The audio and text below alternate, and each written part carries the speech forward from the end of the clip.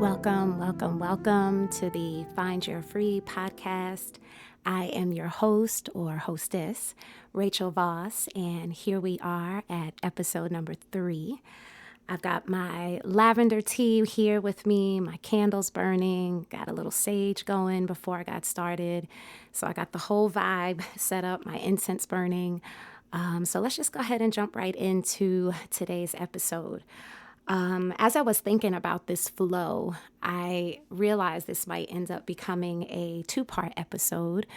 This episode being one that is more of reflection, looking back, and part 2 will be one that will be about looking forward, setting intentions for the year that is to come. So, this episode is going to be called What a Year, and the next episode after this will be called What a Year Part 2. Keeping it nice and simple. I after each podcast, well, the first 2, right? But the experience I had after recording my first episode and then again with the second episode was to listen back and just pick up a vibe, pick up like something that I want to move with for the next episode. So, for example, after the end of the first episode, I read a passage called Trust Each Moment, and then that inspired what I talked about in my second episode, which I called Trust Each Moment. So I tried to use that same formula again, and it was just like, not really finding what I'm looking for, right? And so just from my experience as a yoga teacher, a lot of people ask me, like, do you plan your classes? And when I first started teaching, like many new yoga teachers, I came in with my list, everything from the first breath to the last, resting posture and everything in between. I had every posture down to the minute, how it would flow, how it would look. And then eventually, as I grew as a yoga teacher, I began to rely less on the planning and more with just, my heart and the vibe of the community that I was teaching. And I automatically sense that this podcast space is going to be the same way in terms of there might be some ideas that I know right away I want to run with. So sort of the planning, if you would, having that list. And then I think there's just like the day that I decide to record, it's just like, let's just see what comes to me. And I had to be honest, this whole day, I was just kind of like, I don't know what I'm going to record. I don't know.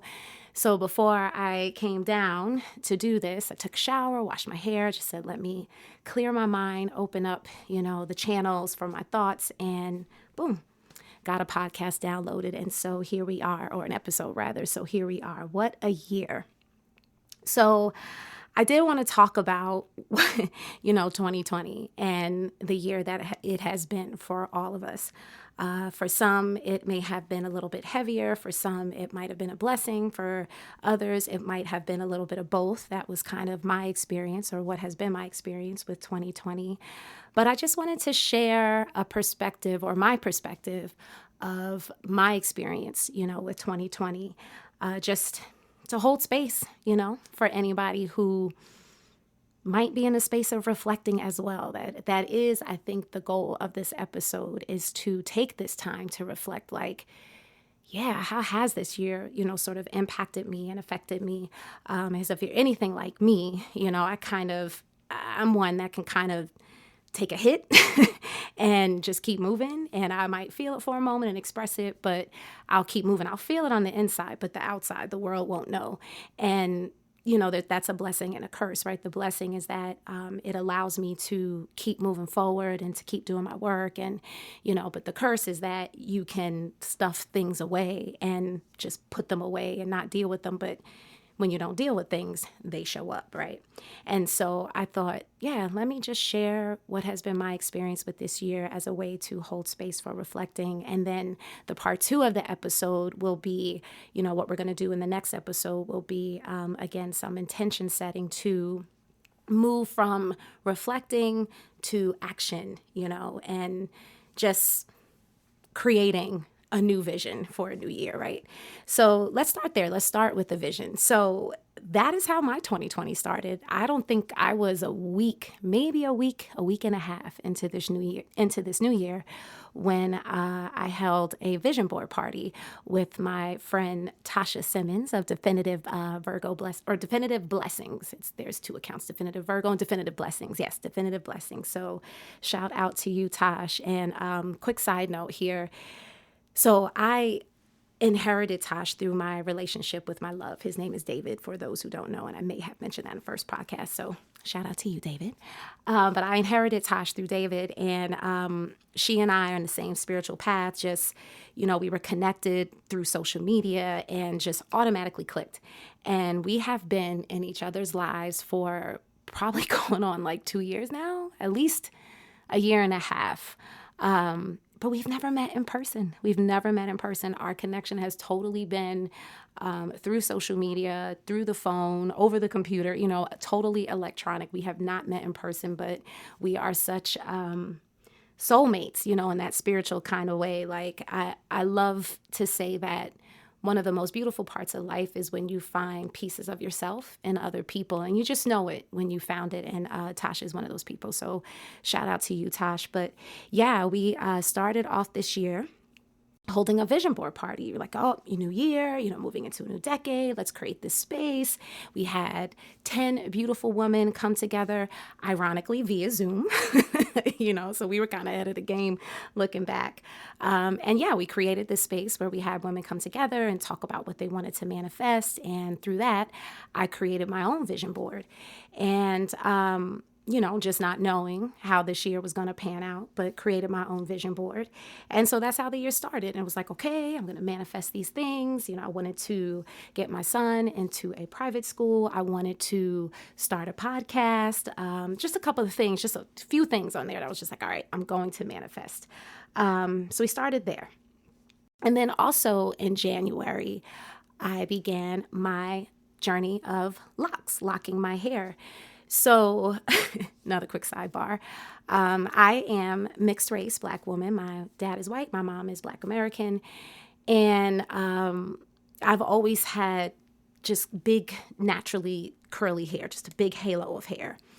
And we'll get into my story of being, mixed race and growing up and all the stuff that came with that. That's a whole episode in and of itself. But once I got into like my late 20s, early 30s, I started kind of having this obsession with locks. Like I was so drawn to them, but I didn't think honestly that I could do them with my type of hair, like straight up and down. I was just like, if I get locks, I'm going to look like one of these surfer chicks. I don't want to no shade to surfer chicks, but I didn't want to look like a surfer chick. I kind of thought like, nah, I can't do it. That's, it's just not, it doesn't work with my hair texture or whatever. So I kind of thought it was just something that I would dream about, but wouldn't be able to do. And somewhere last year, towards the end of last year, just hit my spirit like, it is time to do this. It's time to do this. And I spoke with my mate, spoke with David, and he was like, listen, you're ahead. Do you want to do it? I support it.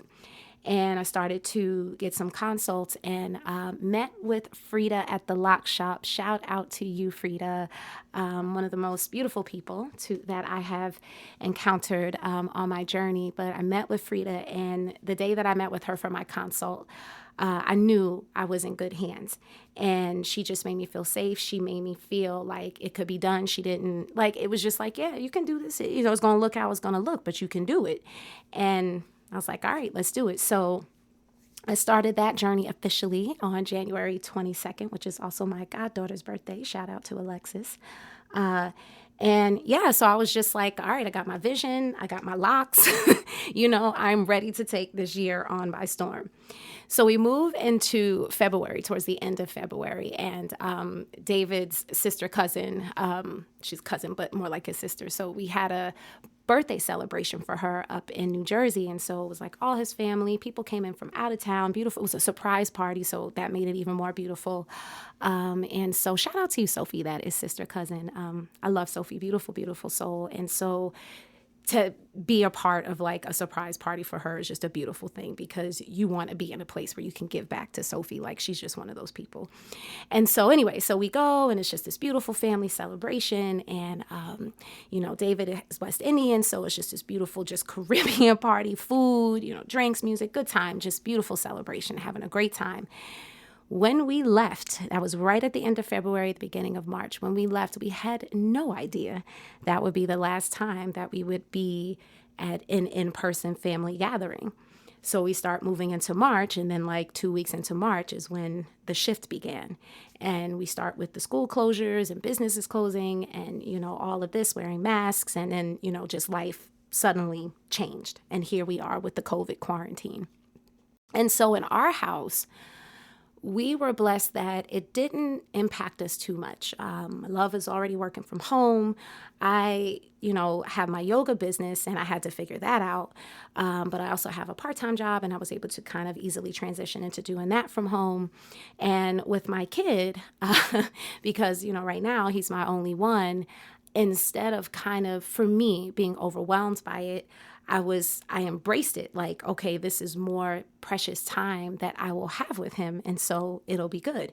Now I get that I only have one. For somebody that does have multiple kids, 3 kids, 4 kids, 5 kids, I could only imagine the feeling of like, oh my God, my kids are going to be home with me all day and we have to figure this out. So, but for us, it wasn't too much of a shift outside of just what was impacting everybody, with the store closings and restaurants and, just all that stuff. So we weren't impacted any more than general society was. So the shift actually started off with ease for us.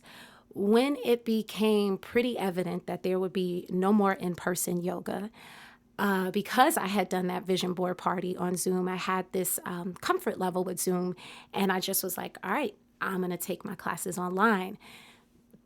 The first group of people that I thought of, like, when I realized this was really happening, was my yoga students.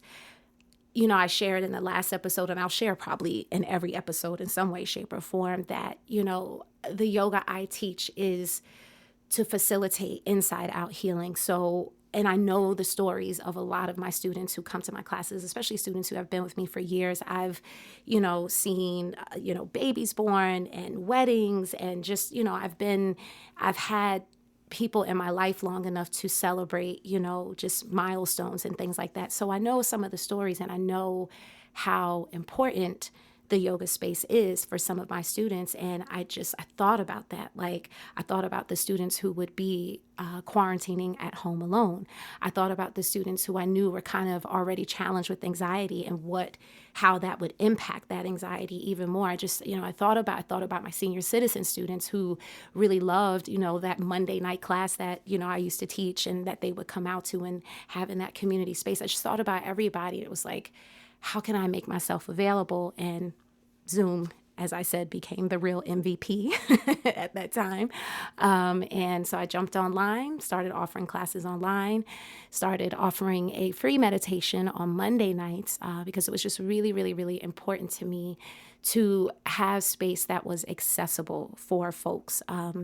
And again, just creating space where people could breathe and just take a minute and have a sense of community. And so I started offering Monday night meditations and then became a virtual yoga studio by way of taking my classes online. And that started early April, and we are in now week 37 of these yoga classes. So ultimately, while I miss the physical presence of my students, I miss being able to lay hands on my students by way of giving adjustments and making sure people's bodies are aligned in the practice.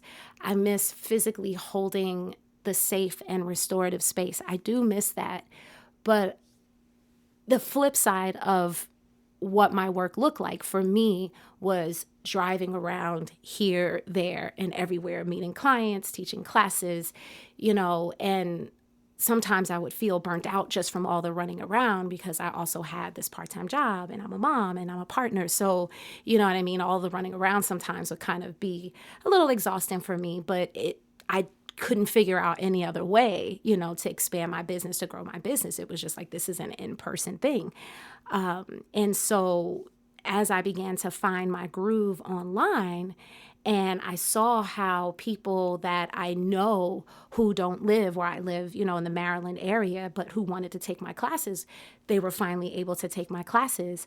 And so it became a bit of a blessing in a way that I was able to pivot and bring my business online and be able to grow my community and expand my presence and find a way to be able to teach 4 to 5 days a week without burning myself out. Any yoga teacher who teaches more than 2 classes a week knows, it's a beautiful offering, but the flip side of it, because everything has a yin and a yang, is that it can be a little bit of a burnout. Any caregiver really, can experience that burnout, just giving so much from the heart, holding so much space. But then the other side is like, again, that burning out feeling. And so it was really beautiful to find this opportunity to teach multiple classes a week and not burn out.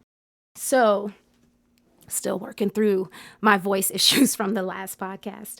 So we're rocking and rolling. And, fortunately, David and I genuinely like each other. So it's not too much of a big deal for us to be like in the house together. I mean, certainly like any couple, after you're in the house 100% all the time together, you are going to kind of brush up against each other and maybe have a couple of little dust ups here and there. But overall, we get along, we have a nice flow. He keeps his space, I keep my space, all that good stuff. So we're rolling along, and then we start to have the police killings. We have Breonna Taylor. We have Ahmaud Arbery. We have, well, that wasn't a police killing, but we just start to see these senseless killings of Black people that, in my world, I wasn't unfamiliar with, but it just started to seem like a rash, right? And then we have George Floyd, which I think we can all agree is the one that the world just seemed to respond to. That I heard of it, and then the video landed in my lap, and I was like, I don't want to watch this because it's just too much after a while. But some part of me just felt like, let me just see, and and it just it was just heavy. It was heavy, as we all know, and the response was super heavy. I think many, many, many, many, many, many Black people felt that feeling of non-Black and white counterparts just kind of coming at you like, what can I do? How can I help? Show me how to be anti-racist. And the part of me that moves with the heart of humanity was grateful and glad to see that that was a response. But the human part of me was just like, oh my God, this is a little overwhelming. It's a little bit much. And, so it was heavy. And so I believe George Floyd, the video, I remember seeing it. I remember hearing about it, I think on like Memorial Day, but it was just kind of like, I think like a news headline or just something I saw in passing on social media. And then like the day after Memorial Day, that Tuesday, was when it was like blown up. And then that's when the video landed in my lap. So Monday, that Memorial Day Monday, I heard something. And then that Tuesday was when the world heard about it. And the following day, the next day, that Wednesday, my partner, my son and I, we were going to go to a memorial that was being held in my local town. And, we're just kind of, again, because we're just learning about it, we're feeling this heaviness, we're feeling this weight. And so we're like, all right, we want to do something. So we decided to go to this memorial. And as we're walking out the door, I get a call from my sister-in-law and my brother. And they're like, yeah, Rachel, are you sitting down? And I'm like, what's going on? And they're like, Dad had a stroke. And I'm like, what? And I was like, yeah, like it was something that had kind of started happening over like the day or so before. And my stepmom ended up taking him to the hospital, and it turned out he had bleeding on his brain. And it was just like, another just like sudden shift. Like when I saw that George Floyd video, it felt like a huge just thing, right? When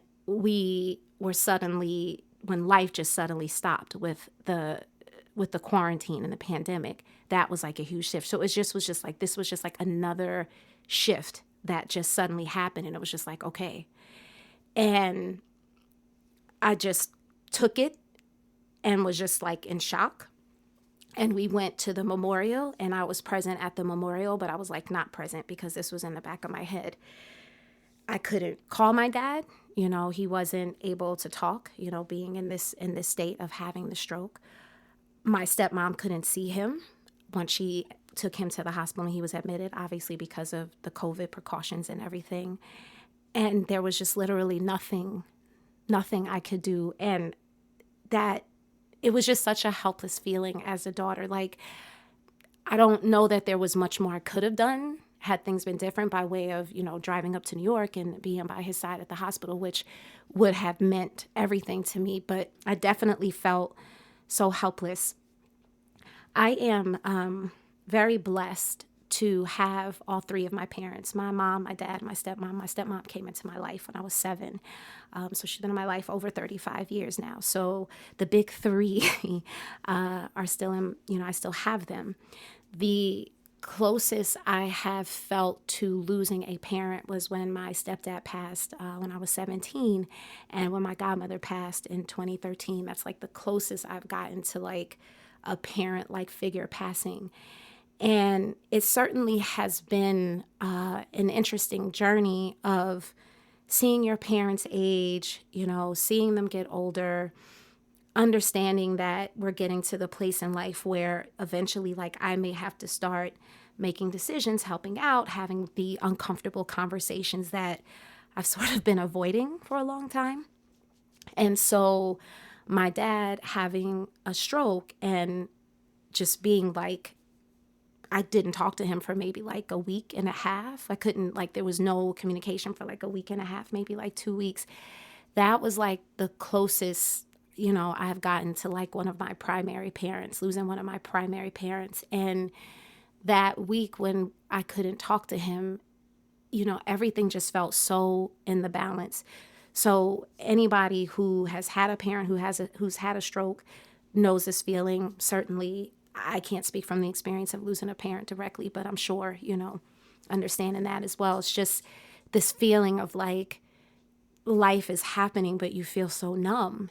And my dad, Larry Voss, is one of my best friends. I was born on his birthday. We are 2 peas in a pod. We were always close because I'm his youngest child and his only daughter. And he calls me his bean. So I've always been his little bean. But my dad was not the most touchy-feely dad growing up, right? And I'm a touchy-feely kind of kid, person, woman. And so, but we just always had a closeness. We always talked. I always asked him stories. He was a public defender, and I would just always ask him stories about his cases. Just, we just talked. We had a beautiful relationship, but he wasn't touchy-feely.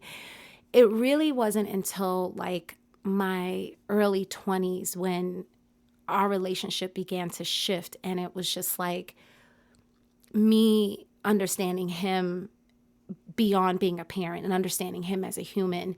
And we began to have a truly adult relationship and friendship. And he is absolutely my heart. And again, born on his birthday. So we just share that. And having that in the balance was really, really tough, And he had to have surgery on his brain. And then eventually, thankfully, he came through that. I was able to finally talk to him. And he definitely has been impacted. His cognitive, some of his cognitive stuff has been impacted. And so things are different, but he's still him, but things are slightly different. And it's just been a shift. It's been a shift for my stepmom, certainly a shift for my dad. His life turned upside down all of a sudden. And now he's, in a way, having to kind of put some things back together and, have a new normal on top of what is the new normal of COVID, right? And just not being able to run up and hug him and see him and just do the things that you'd want to do as a daughter, that was really, really hard. But I was able to finally anchor myself into a place of he's still here, no matter the shift, no matter the impact, he's still here. And I have been able to see him one time finally since he had the stroke, and I was so grateful to do so. So had that happen. And then within that same week, so we had George Floyd, we had my dad having a stroke. within that same week, 2 week time frame of my dad's life being in the balance, I lost, frankly, two mentors that I was working with. One is a yoga teacher who I had been following for years and who I had kind of adopted in a mentor role and then ultimately invested in as a mentor. And another one was not a woman I'd met personally or directly, but was one that I was interested in her business development program. And it was not a cheap business development program. And so I had just kind of started the business development program with the woman I didn't meet. Obviously, I'm trying to keep names out of this because, I don't want to throw shade and burn bridges, but I do want to share the experience. And so I had just gotten started with the business development program I was in, and I felt like I was developing a relationship with this yoga teacher mentor. And so a few days after George Floyd happened, the business development mentor has this huge community on Facebook, and turned out there was like a huge shitstorm where people, Black people, and a lot of people were just come on talking about how they felt. Again, this George Floyd was huge. What happened to him was huge. The way the world responded was huge. And so people wanted to talk about that in the Facebook community. And then there was like a backlash of people who felt like business was not the place to talk about these social issues. And the whole discussion got shut down by admins of that community. And then that created a backlash of like, now you're shutting down voices because people need to be able to talk about this. You can't shut it down like it didn't happen. And so that became, like I said, a shitstorm and a rolling shitstorm for like a couple of days. And so I'm just paying attention to the comments that are going on in the Facebook community and just vile, nasty, just comments that I'm just like, I don't want to be associated with this, like investing a lot of money in something like this. And the way it was handled, the vile comments didn't come from the admin, but just the community. And I was just like, yeah, nah, I don't want to be a part of this. And typically refunds are not offered, but I asked for a refund and was blessed to get one. I was like, I just went away from that. With the yoga teacher mentor, it was a little bit more personal. So without getting into too much detail, and I have to give this disclaimer because we're going to get into like follow, unfollow on Instagram, right? So I don't really play that whole game, you know what I mean? At least I try not to, right? I'm sure I have some of my own algorithm in terms of how I approach Facebook or Instagram, right? So this teacher mentor ultimately followed me, and it felt cool, even at 43 years old, 42 at the time. This was prior to me turning 43. It felt cool. Like, oh man, I got a follow from like my yoga teacher mentor, right? And so the week that this happened, well, prior to the week this happened, there was another mentor another mentee who was in this community with me, with this yoga teacher mentor. And she told me, she was following me and then she stopped and she was like, and I feel weird about it. And I don't know why I feel weird. And I'm like, oh, maybe it was just an oversight, yada, yada, whatever. I still had my follow. So I was just like, it's just probably whatever. So when I first learned the backlash of the Facebook community I was in, I knew my mentor followed this woman. So I don't know why I had this thought process, but I was like, let me see what she's saying in response to all of this. And went to see if she was still following this woman, just all this stuff. And in the process of just being nosy and all of that, having probably too much time on my hands at the moment, I realized she wasn't following me. And I was like, oh, she unfollowed me. And in that space, before I realized the unfollow, I know this might feel all over the place. I hope you're keeping up. Before I realized the unfollow, but after everything had happened with Brother George, I messaged her and said, hey, because I noticed I was like the only one or one of Black people, or Black person in her group. So I reached out and said, hey, if there's anything that I can offer in terms of your response to this, let me know. She had all right to not accept my offer, to just see it and not respond to it, which is ultimately what happened. I just wanted to put myself out there. So then I see the unfollow and I'm like, dang, not only did she not like respond to that, she like unfollowed me.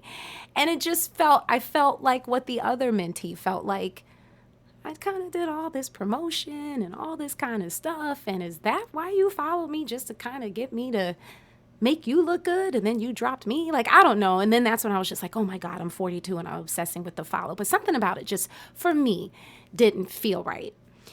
So then I shared in my stories about supporting Black-owned businesses, especially during this time, and, supporting my yoga business. And somehow, some way, she saw that and she sent me some money.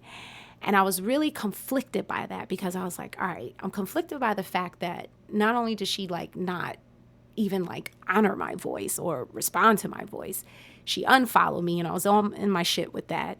But then it was like, then she donated money, and it's like, okay, mindfuck stuff, right? It was like, I appreciate it, but it kind of felt behind the scenes. It was kind of like, why don't you share my voice with your double-digit thousands of followers? You know what I mean? I'm talking like more than 20. Why don't you share my voice, as opposed to this like behind the scenes like donation? I don't know. It just kind of felt performative, a little bit more of the same of what was going on in that space. So I took it upon myself to message her and say like, hey, I just don't think it's cool how you kind of like, I don't know, just follow me and then unfollow me and just ignore my voice. And again, it was a very sensitive time. My stuff was going on with my dad. I'm a Scorpio, so I get oversensitive with shit. And I just was like, yeah, it wasn't like a nasty, again, burn your bridge kind of thing. It was just kind of like me trying to check her a little bit. Like, don't be performative, dude. And I didn't say that, but ultimately that's kind of what it got to. And I was just like, I can't follow you. I can't rock with this energy. Looking back, I probably could have approached it differently, maybe held space for her to say, her piece.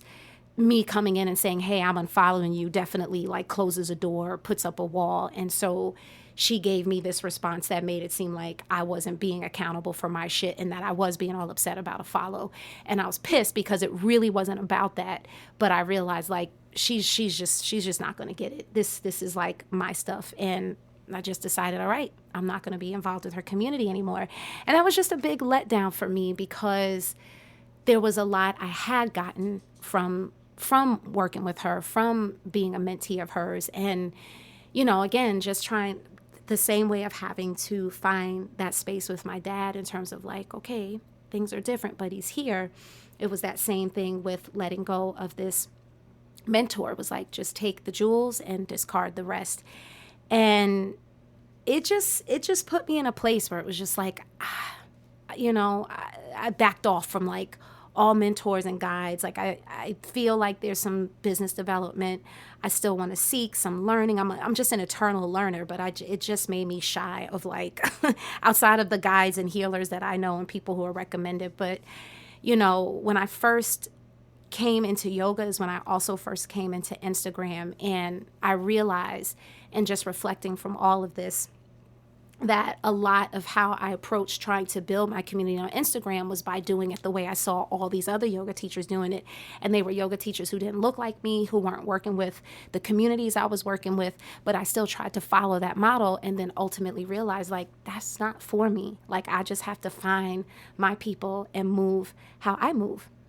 And so, yeah, it just was a lesson for me that I can't. The bigger lesson was not following what other people were doing. Like, you can take bits and pieces. You can see a business model that is aligned with what you want to create and learn from that. But ultimately, you have to find your voice and your walk and your way and your path. It can't just be, I want to do what this other person is doing and expect to experience the success that they have, because that's their journey. So it felt like a loss for me in a way, to be honest. It was my first rude awakening, frankly, in the spiritual world. I had heard about experiences before, just kind of not so great or pleasant experiences in the spiritual world. And it's always sort of like, does that happen in the spiritual world? Like, people do shady stuff, and shady stuff is everywhere, spiritual work included. So yeah, so I had to, make the decision to let that go. And I'm glad I did. I'm really glad I did. But at the time, it just was like, man, it just didn't feel good. So we come out of that space. My dad comes out of surgery. He's in recovery. And then, we're moving into July, early August. And then I find out that my aunt passed away, my Aunt Vicky, who is my dad's sister and only sibling. And the day that I learned that she passed, like, I woke up that morning like, I'm going to call Aunt Vicky today. She had been ill for some time, but it was just like heavy on my heart, like, just call her today. And before I had an opportunity to do that, I was going to call her in the evening. And before I had an opportunity to do that, my cousin had let me know that she passed. And that was just like another shift, another loss. And I just felt so brokenhearted for my dad to be in this place where he was just having to recover cognitively, and still try to grasp in that space the loss of his sister. They were only like a year and a half apart.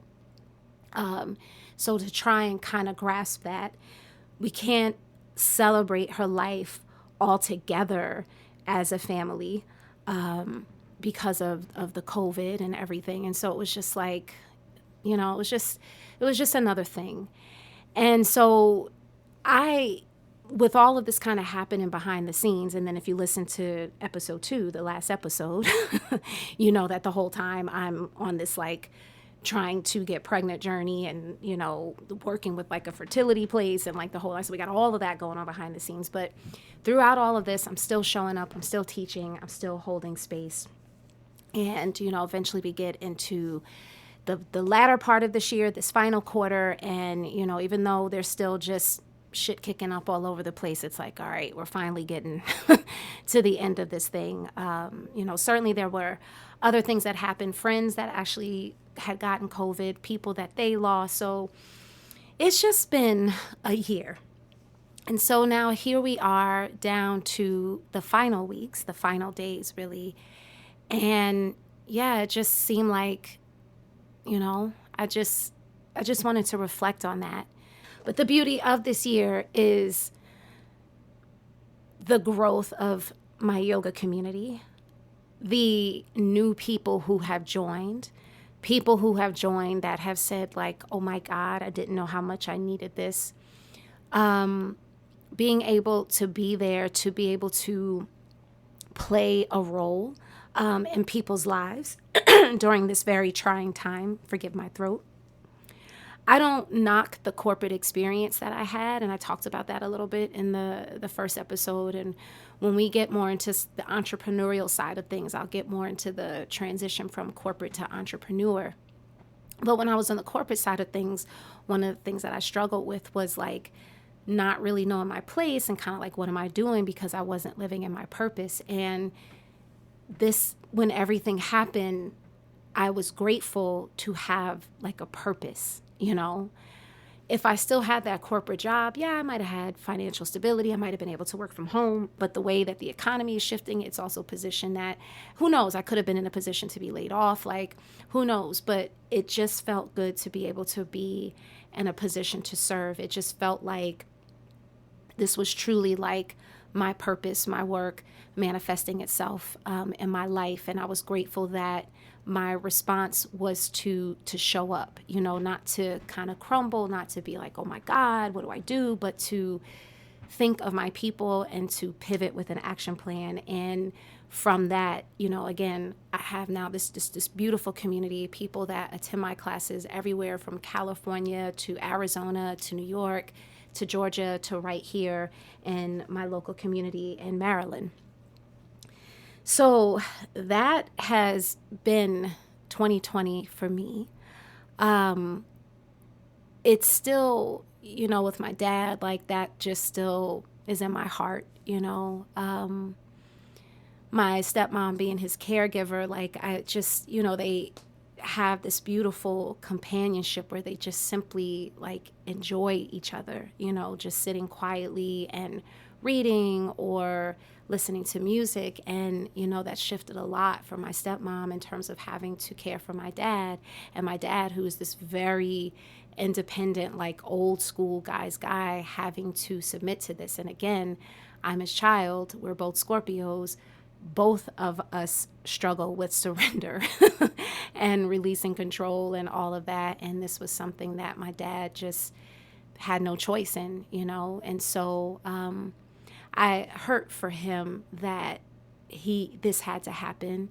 I hurt for him, that he has to go through this process of recovery. I hurt for my stepmom that they get to this place of like retirement and just being together. And now there's this shift that's impacted their companionship. But I'm grateful. I'm grateful that my stepmom is there. I'm grateful that she's able to care for him. Again, I'm grateful that my dad is here. I'm grateful that my brother and sister-in-law just happened to get job opportunities, moving them from Washington State to New York, 2 hours away from dad and stepmom. So there are blessings that have been or that have come out of what's been a very unique and challenging year. And so what I offer to you, loves, is to take some time to just reflect on what this year has been for you. Like beyond, oh my God, I'm home with the kids. Or, I take that back. If that's something that's been challenging for you, reflect on that. But I guess beyond the stuff where we've all been inconvenienced, you know what I mean? Like getting deeper into like how this has truly impacted you. And I offer reflecting just by way of giving space to your experience, not so much dwelling in it and getting down, but giving space. Because again, as I said at the beginning of this episode, it can be easy to kind of get into like, okay, this happened, but I just got to chuck it and keep going. I got to tuck it and keep going. I'm gonna stick it somewhere and keep going. But eventually that stuff is going to build up if you're not facing it, if you're not giving it room to leave, like breathing your way through, moving your body, just intentionally releasing that stuff. And so taking a moment to reflect and to notice and to just find awareness if you are still holding on to anything, if something is still challenging you, if you are still having a little bit of anxiety, whatever it might be. And maybe there's nothing, but just giving room to see what might be there. And then if you do notice something, breathing your way through it.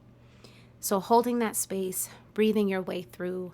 And then when we move into part 2 of this podcast episode, that's why we'll talk about intention setting, like how can we take the experience of this year and still find a way to create new intentions, to create new experiences.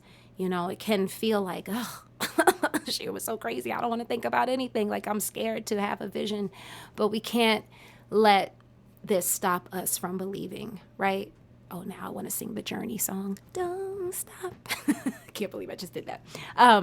But we don't want to stop believing. We don't want to stop, having our visions. We don't want to stop believing that we can manifest even when the world is literally, upside down.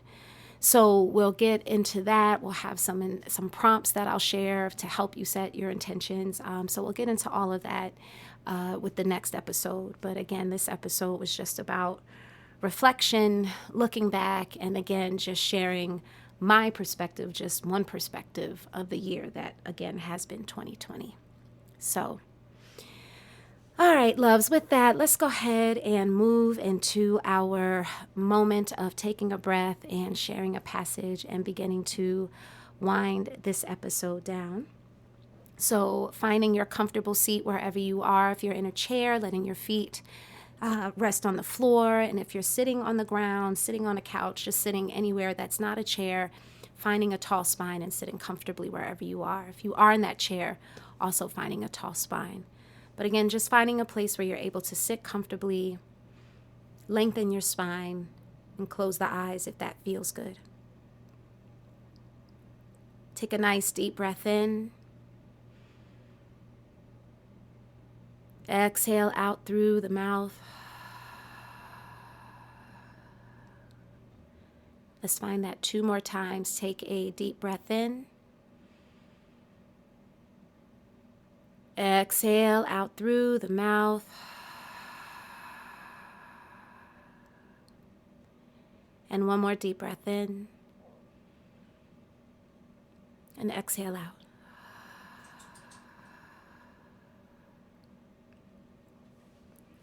And as you continue to find your breath, I'm going to share a passage from a book that came into my world during this year. It's a book called Prayers of Honoring Grief, by Pixie Lighthorse, and she actually has a Prayers of Honoring series, so Prayers of Honoring Voice, Prayers of Honoring Grief, and I have to look in the book for the third one. I have 2 out of the 3. Might just be Prayers of Honoring. I can't find it right away. But anyway, Prayers of Honoring Grief. It's just a collection of just beautiful passages to reflect on, to sit with. And I knew that I wanted to share from this book for this episode. Again, I wasn't sure, like I said, as it might be with many episodes going forward. I'm not exactly sure where I'm going to go, but I usually know what passage I want to land with. And so I knew tonight that I would want to read from this book. Again, Prayers of Honoring Grief by Pixie Lighthorse. And this passage is called Honoring Coping. Thank you for this day of remembering my tools. On days when I am forgetful and in pain, let me become still enough to summon them into my hands and heart. Fortify my knowledge that amnesia and anesthesia do not allow me to stay in flow, that they are the great and silent burdens that clog and complicate my life. Help me stage my own resistance, confront my obstacles, and compose the voices within me that build resilience. Thank you for every breath, stretch, moment of outreach, and helpline. Thank you for spaciousness, patience, and all that I've gathered to manage my emotions. Thank you for the people who will listen while I am feeling around in the dark. Let me value the process of growing my resources for grappling with the challenges life rolls toward me. Eliminate my thought that I can't handle one more thing. Remove my malignant, shame-filled thought patterns that find me stuck in loops, deeming my losses not worthy of my attention. When I am centering my whole focus on the sharp and unjust bite of injury, let me relentlessly revisualize the headquarters where signals and transmissions are taking place. Remind me that fear of pain leads to tension, and tension leads to pain.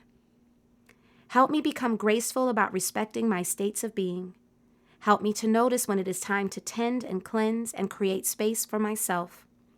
Help me to undercommit and underschedule myself while developing new strategies for survival. Show me how to take intensive care of myself rather than exhausting my energy in an attempt to meet trivial demands.